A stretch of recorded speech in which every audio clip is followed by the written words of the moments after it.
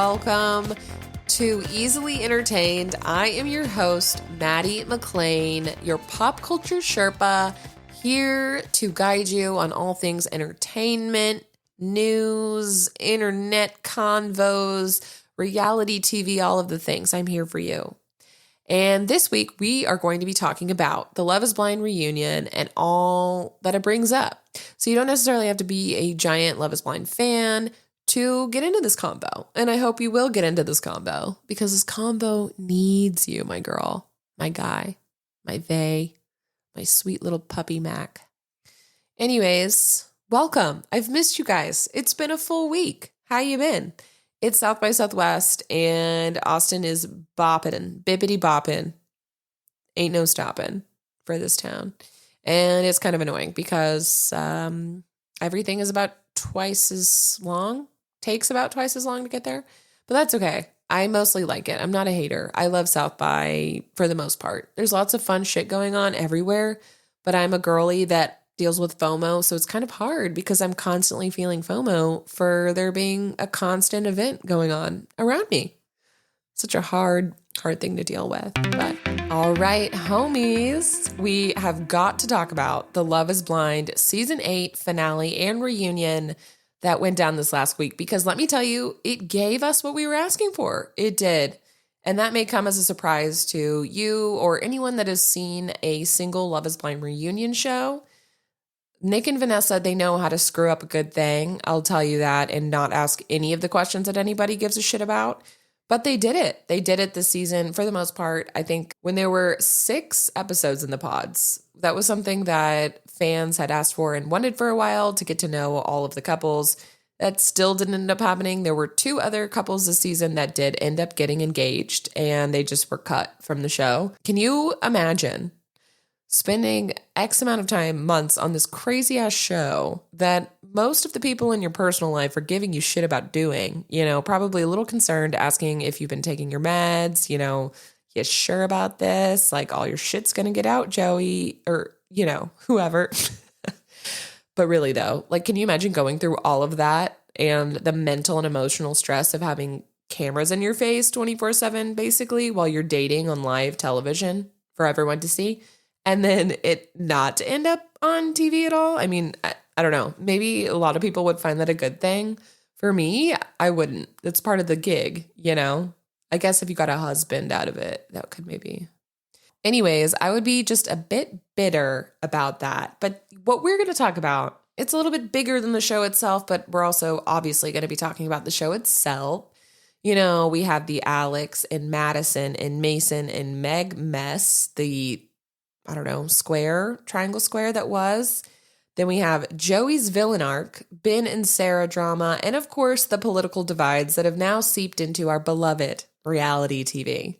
The reality, see what I did there? The reality of reality television is that it absolutely cannot exist in a complete vacuum, even when you're making it so that it is a complete vacuum in theory, like Love is Blind. They're literally, removing of the phones or social media, any sort of connection to the real, like, outside world that they are used to living in, and then being put in pods. I mean, they call them pods. They can get out, of course, but still, you're literally in a room. They remove everything that you're used to. And then they place you in what is almost like a control group of a science experiment, which is also why I love reality TV. A lot of people will tell you because, like, yes, it is. You're watching people like argue and fight and date and all that good stuff and bad stuff. But it's all one big science, social, psychological experiment. So that's why it's so entertaining to watch too. Everyone that is watching the show is simultaneously seeing how you yourself would react to whatever situation you're watching unfold before you, whether it's an argument or it's a decision, a life, Keeping Up with the Kardashians, Love is Blind, Squid Games, the competition show. I don't know. Whatever it is, it's all the same at the core of it. What I mean by that is that a lot of people determine that if you like reality TV and you watch a lot of shows like that you're stupid. But I've actually come across an article, so it's true, that historically, or I guess statistically, there we go. Statistically, I'm doing a great job at proving to you that I'm smart. Statistically, smarter people, more intelligent people tend to watch reality television. Okay, I said it. I didn't come up with it, but I said it. Anyways, so now that we've gotten that, on the table that I'm smart and watch reality TV just like you, we can now move forward. My lukewarm take is that love in general is not blind. I think falling in love is blind. Yes. I don't think staying in lasting love is blind. Despite Netflix's best efforts at putting together a legit social love experiment, whatever you want to call it, I don't think that that's what it really has ever been. Let's be real. Like, everybody that's been on the show is at least moderately attractive to very attractive. And now, once you've done one season, everybody knows about the show. So the applicants and the people that end up going on the show and becoming contestants, they already know too much. You know what I mean? Which all comes into the conversation today, because if anything that we saw from this finale and this reunion is that love is political. And who would have thought in Midwest Minnesota, like we talked about in the last episode, Minnesota, the city itself, is a character entirely in and of itself throughout Love is Blind this season, just in the way that you can see Minnesotans or Midwest people may tend to skirt around subjects, or this, what I've heard of as Minnesota nice, kind of like a Texas nice, like we do, like the bless her heart, and then you proceed to absolutely shred her heart into pieces to somebody else. That kind of thing. I think it's a similar version in Minnesota.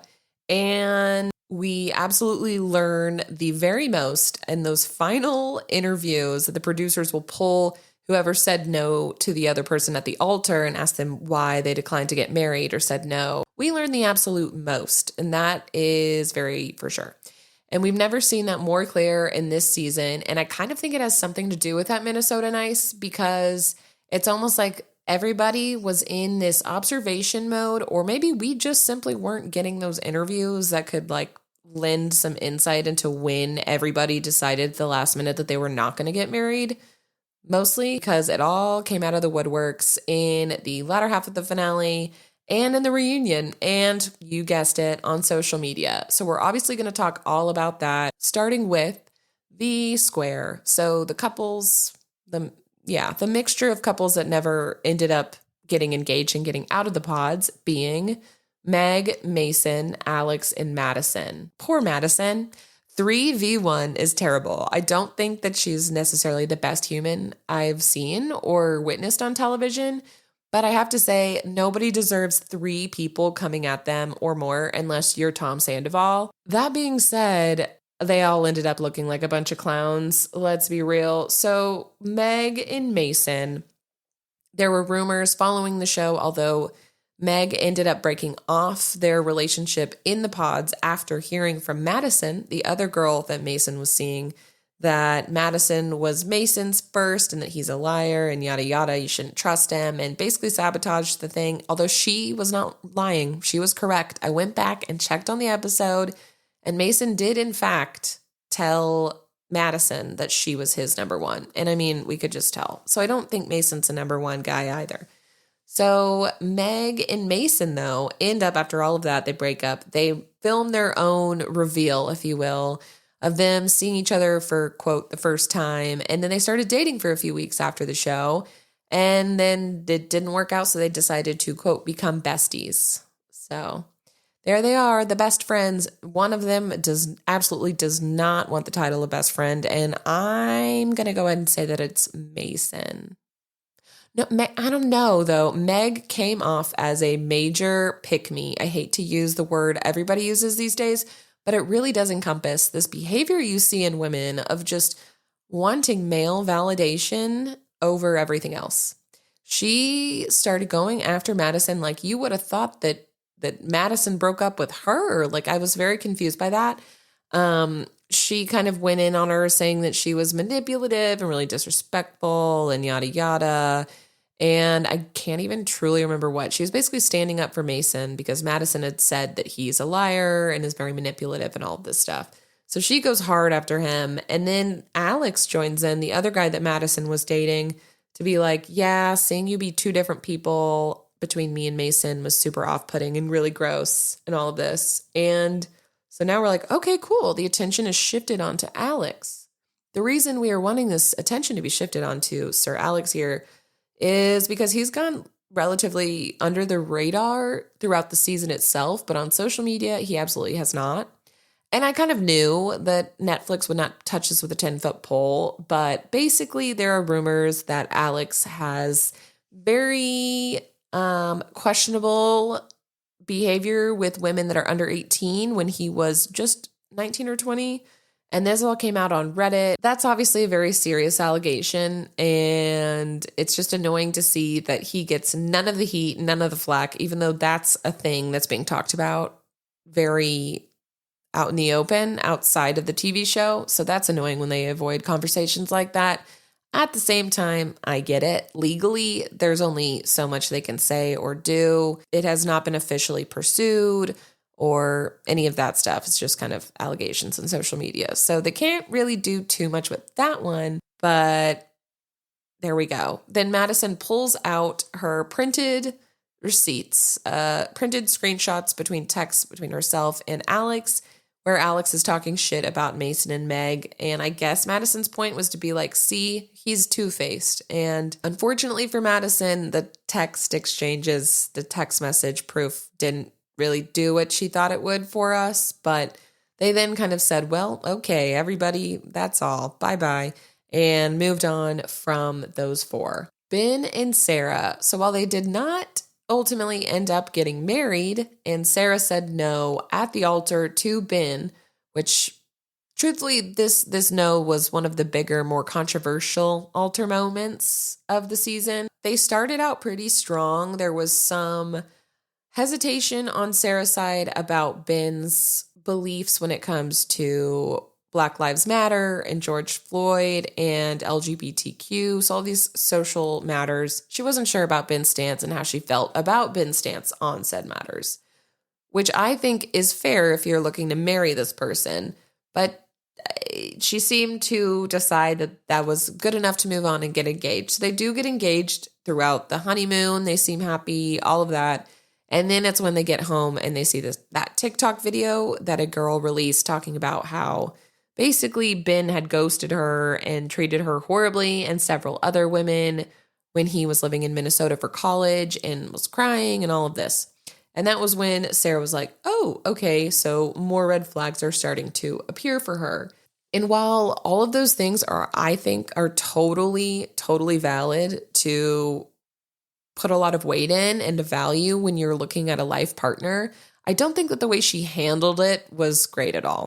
Then we find out at the reunion that they actually, after she rejected Ben at the altar in kind of a sad way, because then he was like just smiling. Everybody was smiling while they were being broken up with.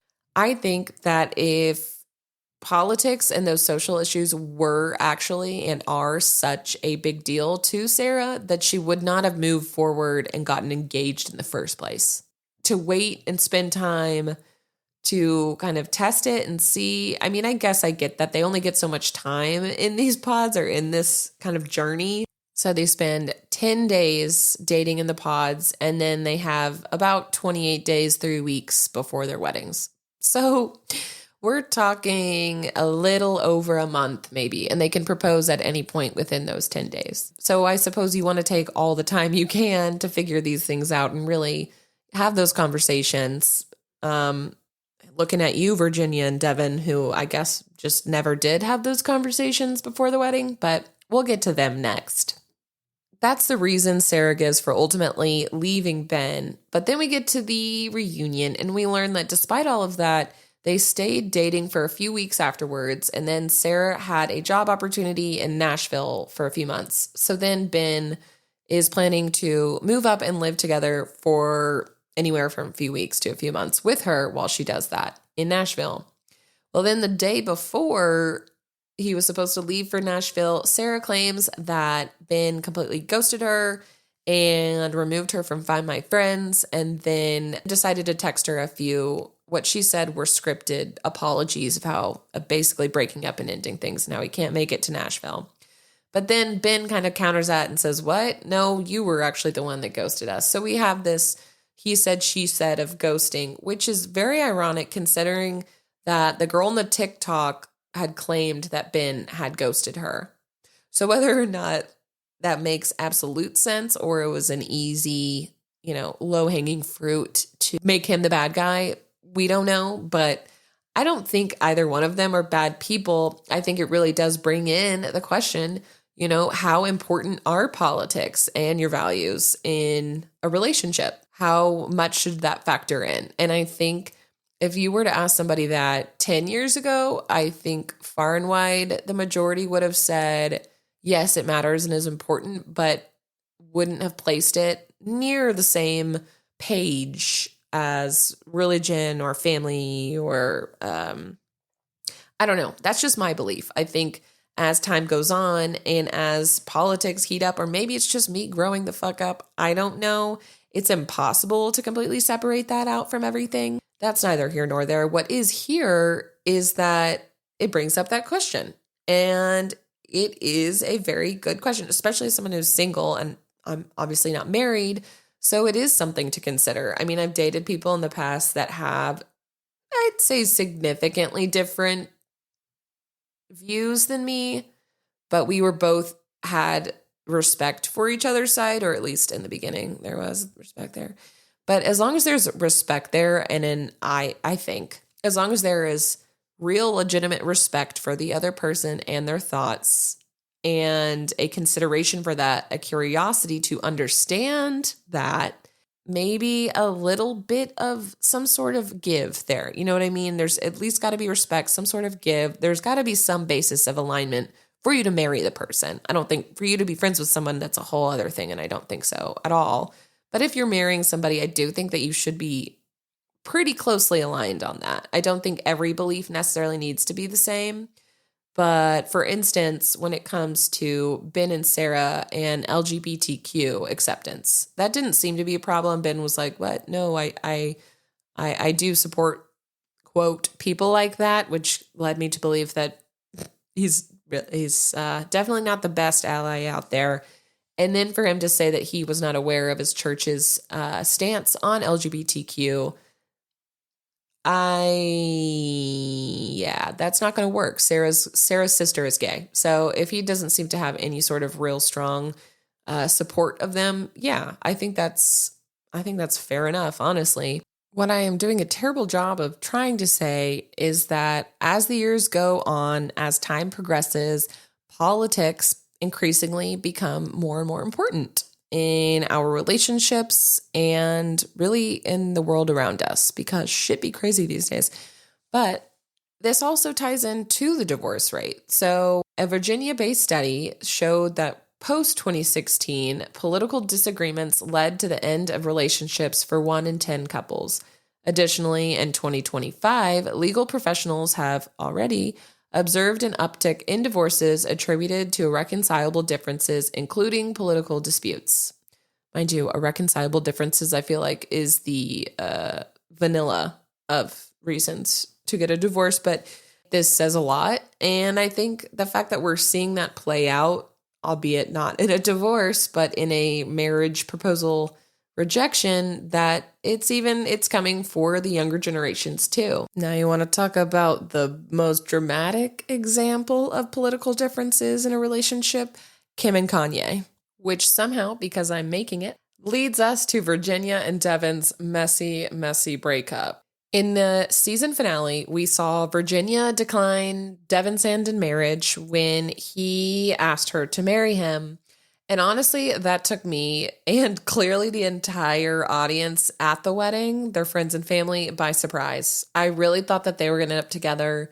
Virginia throughout the season was just so laissez-faire, just so chill girl, like really sweet and tilty-headed about everything and thanks and all of that kind of thing. And that is not who we saw at the reunion show. And then we have Devin, who, I mean, let's just be real. Devin scored big. Virginia is an elegant, classy, gorgeous, successful woman. Devin has some student loans, and Virginia's kind of in a different, more progressed financial space in her life, so to speak. And only to find out we know this for sure ish when Virginia was liking some very messy comments on social media. On TikTok, it sounds like someone who knows both of them was like mentioned how, and not to mention Virginia was paying for literally every single meal throughout their relationship. So that tells you something. And the fact that she liked it seems to pretty much confirm that.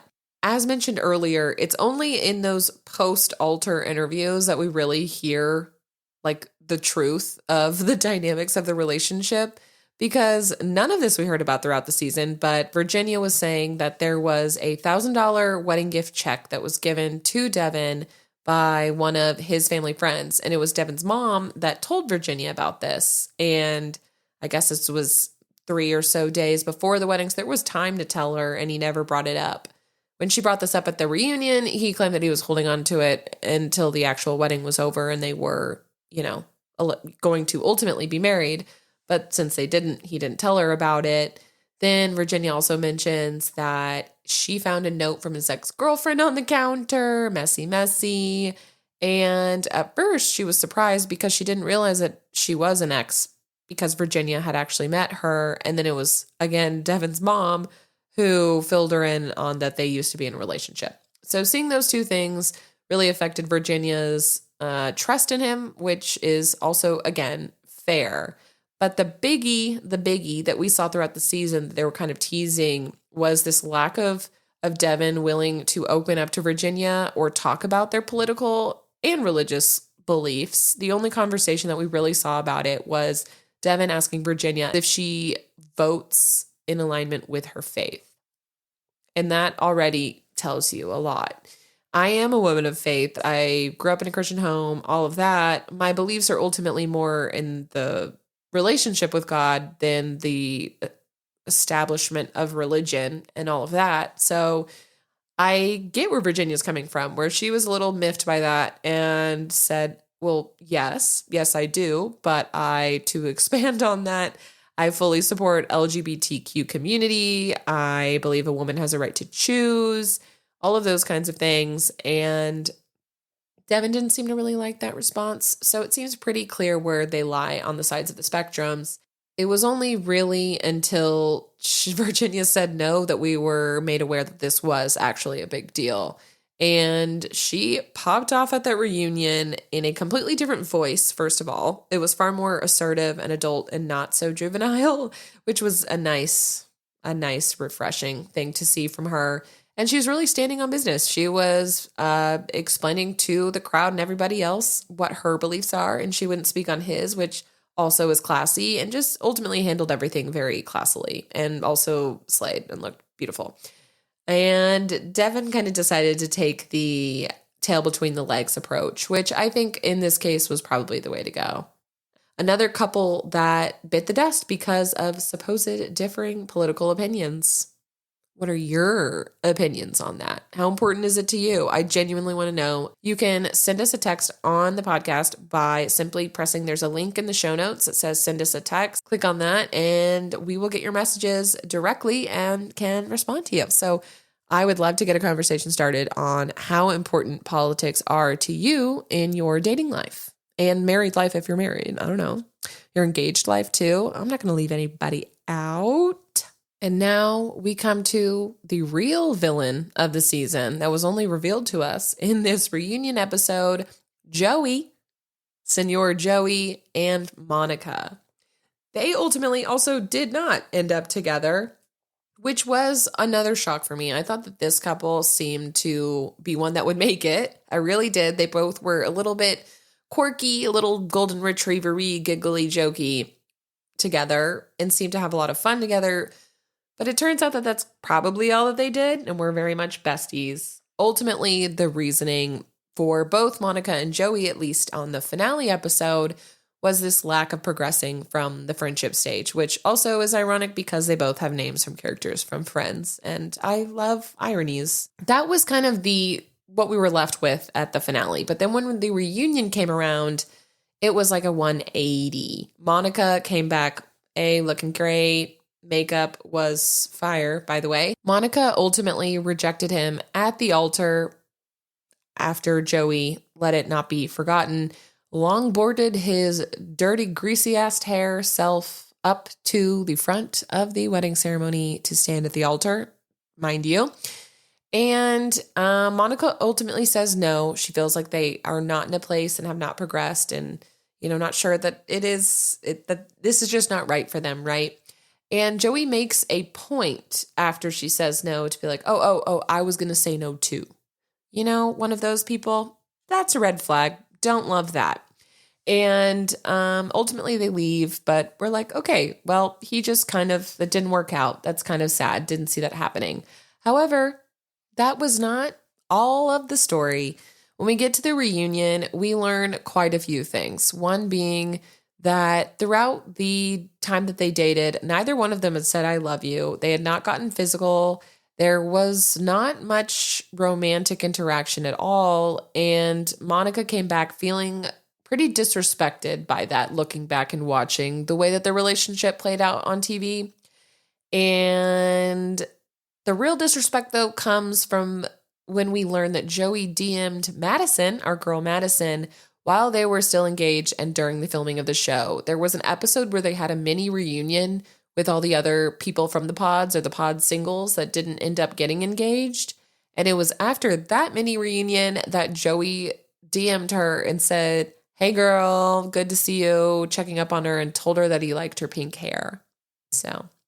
But no, he's just a nice guy who likes to check up on people that he used to date in the pods. And then when asked if Joey and Madison had ever dated outside of the show, Joey looked all grossed out and was like, whoa, no, only in the pods. Another douchey response, okay? Let's just make that clear. Really, the strikes just keep on going for Joey. People started to point out some things that were pretty obvious. That, like, when he got down on a knee to propose to Monica, Joey asked if she would, quote, would you want to be engaged with me?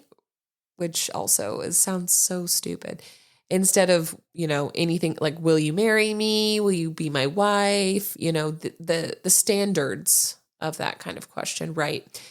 But only asked if she would be engaged with him. So it's almost like asking or saying a lie and crossing your fingers behind your back when you're 5, knowing full well that you're fucking lying.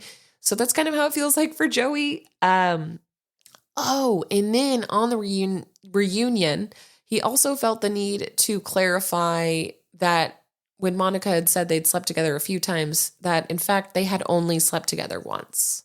Another gross thing to make sure that you clarify for everybody. It was just not in good taste, not at all, and completely ruined the Golden Retriever edit that the producers did give to him. In fact, Joey continued to ruin that Golden Retriever edit by then blaming Monica's sister for another reason as to why the relationship didn't progress or didn't work out.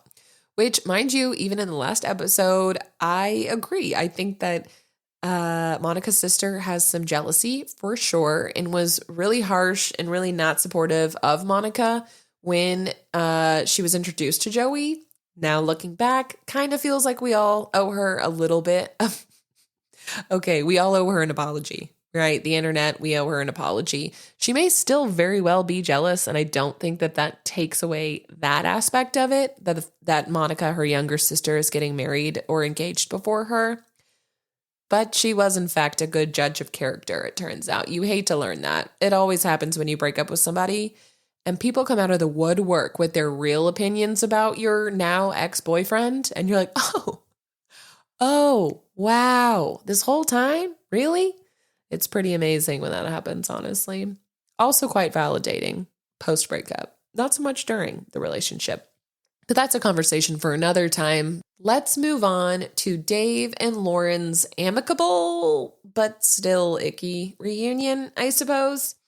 So it only took Dave months later to finally decide to believe his, now ex-fiance, that this casual hookup that she had right before coming on the show was in fact a casual hookup that was not to be worried about. And to me, it just feels like another tail between the legs, media trained, trying to come off the best because they've already done what they've done by the time the show comes out. So reunion, it's kind of crisis PR, fixing the damage that you have created upon yourself, probably. And it's just too late. He is bright red cheeks throughout the reunion. He's not the devil, but he just simply wasn't interested in Lauren. I really believe that, firmly believe that. He was trying to find something to get out of the relationship or ultimately force her hand to break up with him. Pussy move. He just never would admit that. He still, throughout the reunion, even Vanessa, which was a great question. Good job, Vanessa. The host did a lot better this year.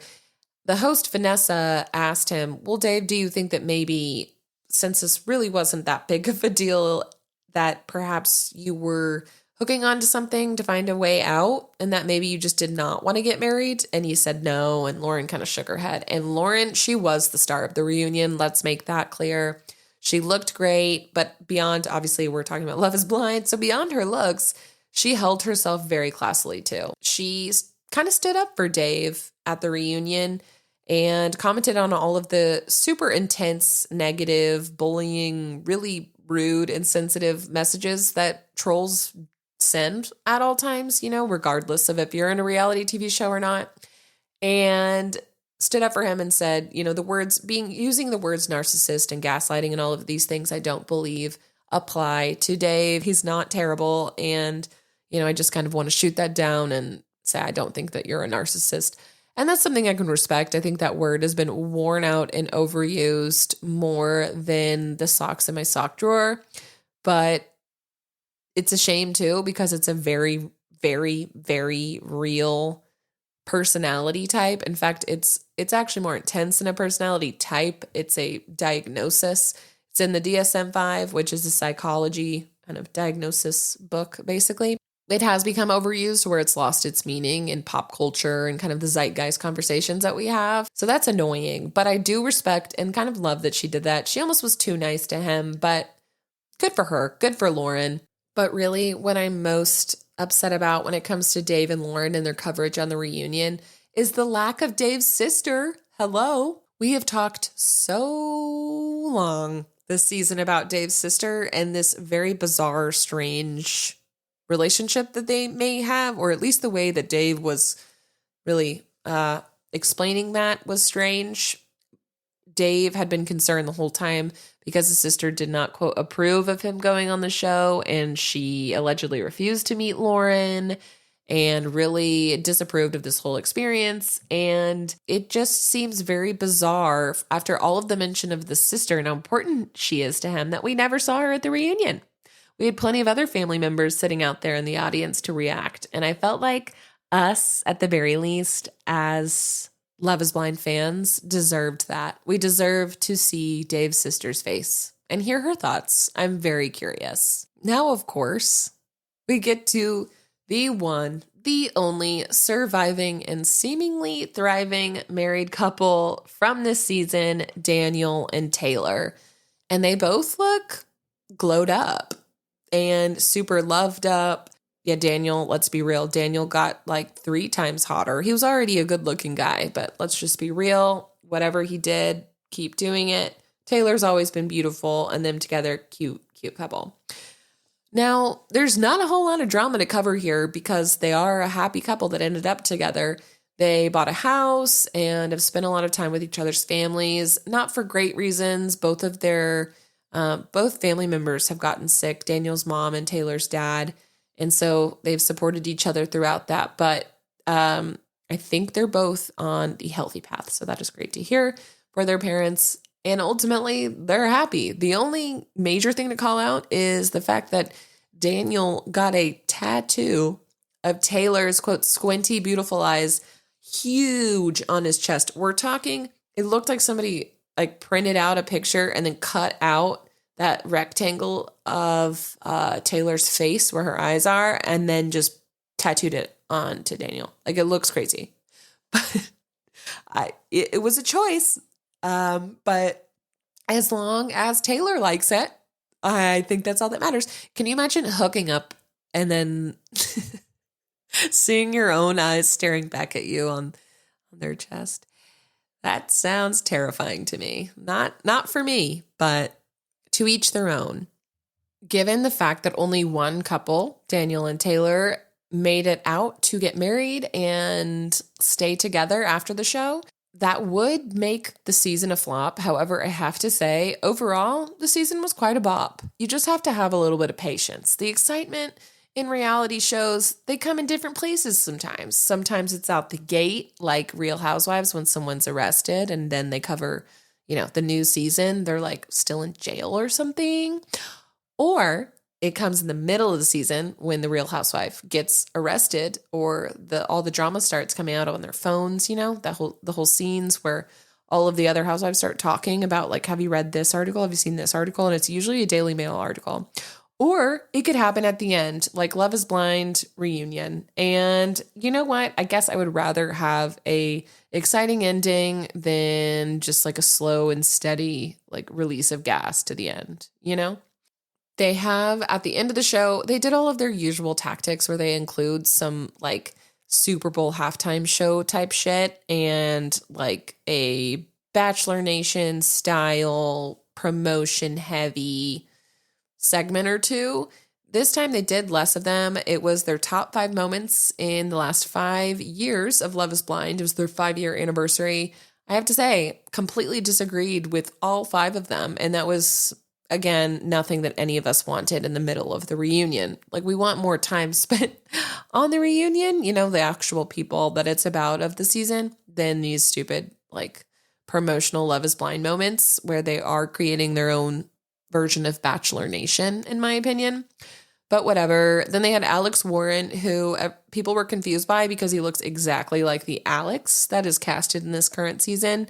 But he's a different guy. He was actually a co-founder of TikTok's Hype House. So that's how I have heard of him. But his music is really good. I liked it. Just not the kind of music that they should have made the entire cast dance to at the very end of the show as we watched them roll the credits for 2 full minutes. As we wrap it up, they let us know that the next season 9, so it is continuing, season 9 will be in Denver, and I am very excited for that. Minver, that will be a good season. I've got family over there. We love to see it. And then based on Reddit, it looks like there's Boston coming down the pipeline. So I guess spoiler alert for that, but Boston might be the next city. To which I was a little confused because there have been several lawsuits that have been filed against Love is Blind, the production company, and the show itself.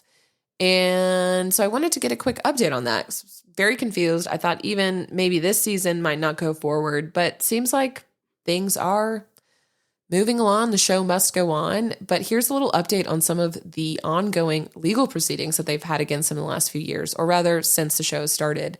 So in December 2024, the National Labor Relations Board issued a complaint against Kinetic Content and Delirium TV, alleging that Love is Blind contestants were misclassified as independent contractors rather than employees, potentially violating federal labor laws. So this is the reality reckoning that Bethany Frankel from Real Housewives of New York was previously championing, of getting reality TV stars and contestants to be considered employees and classified that way rather than independent contractors like Uber or Lyft, where there can be a lot more restrictive agreements and confidentiality laws, rules, and all that good shit.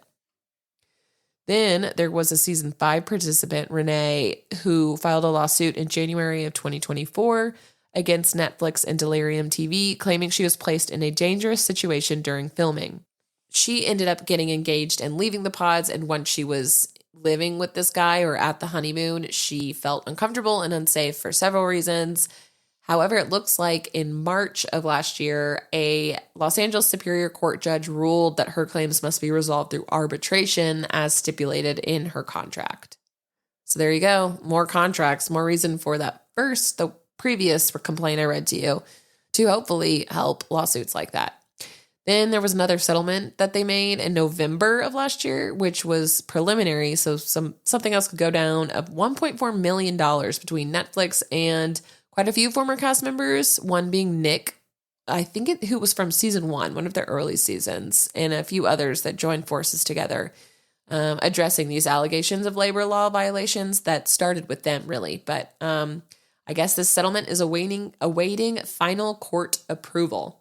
That would explain the numerous charcuterie boards and veggie boards and food plates that they make sure that we see throughout the filming, because they were claiming they weren't being fed properly and were being given a shit ton of alcohol. The show is going on, and now producers, after everybody's complaining about this most recent season's cast of men, a producer spoke with People magazine and openly saying how they're, quote, now looking for nice men for future seasons. Oh, and how that will work out so well. Something else did go down, though, in another kind of offshoot of Love is Blind. The Love is Blind Argentina season, they had their first inaugural season in the country, and one of the couples that did go on to get married has been in the news recently for a very scary, tragic reason. Emily Checo, who went on to get engaged to her husband, Santiago Martinez, went on to accuse him of gender-based violence this last week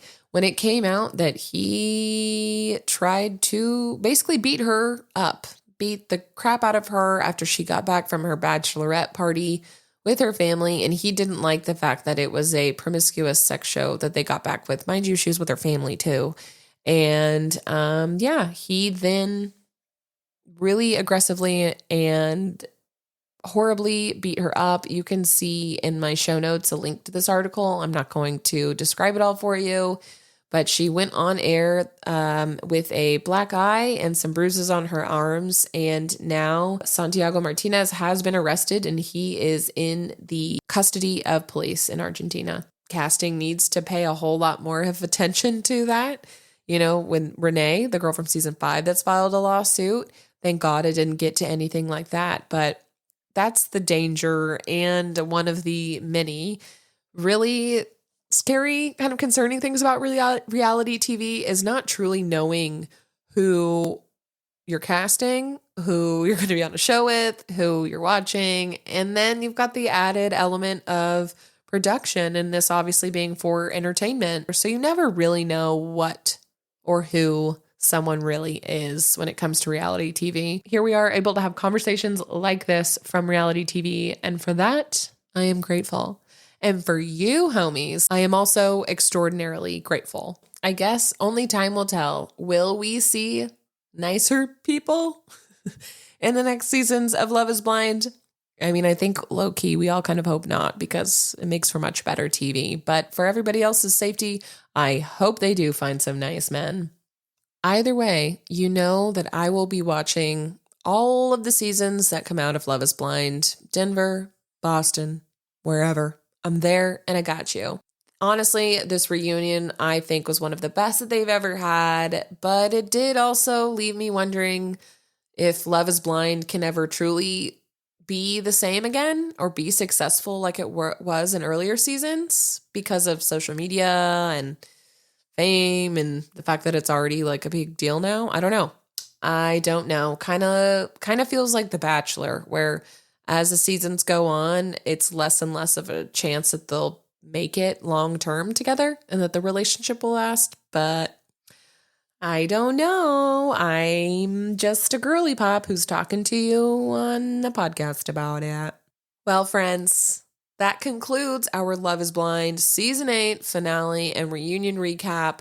Please, please, please send us a text. You'll find that in the show notes of this episode down below. If you click on that link, it is a hyperlink and it will take you directly where you can ask a question. You can tell me your comments. You can tell me your favorite order from Chipotle. But specifically, I would like to know your favorite Love is Blind moment in the last 5 years of any season ever. Okay? And we'll share it and we'll talk about it and we'll giggle and it'll be great and you'll love it. Anyways, give us a follow anywhere you listen to podcasts and we'll see you next week. Bye, homies.